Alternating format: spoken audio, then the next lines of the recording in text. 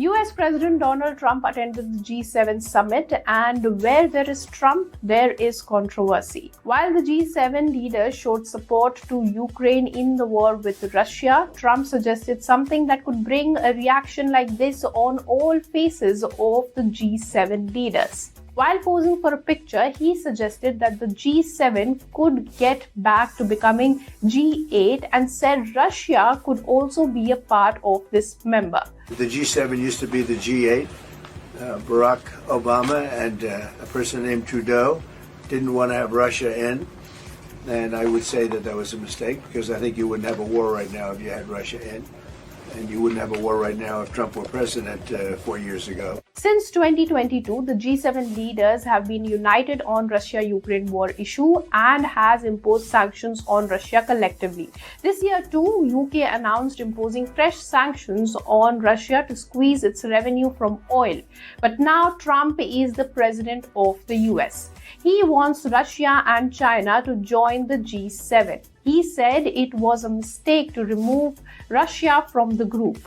He also added that the war would not have happened if Russia was a part of this group, and added that it was important for world leaders to speak to each other and that the Russian president speaks only to him, because Trump says he was very insulted when he was thrown out of the G8 by Obama and Trudeau. Russia agrees to this. Trump also said that it was not a bad idea if China was also a part of G7.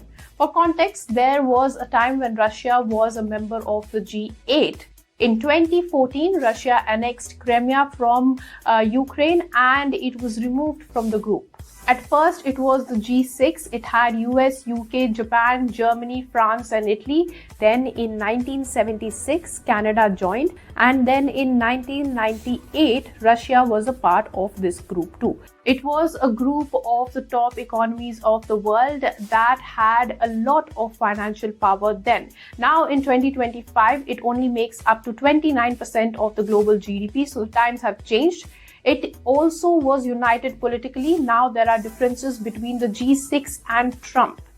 His stance on many issues are different, and frankly, other nations have openly showed it. For instance, French President Macron said to reporters at the G7 that Trump was leaving early to negotiate a possible ceasefire between Israel and Iran. He said that US assured that they will find a ceasefire, and since they can pressure Israel, things might change. Trump dismissed this, but in his own way. He called Macron a publicity-seeking person. He said that he has no idea why Trump was leaving early and that Emmanuel always gets it wrong. So the relations are deteriorating and people are saying it is the G6 versus Trump. If you like this video, then like, share and subscribe to etnow.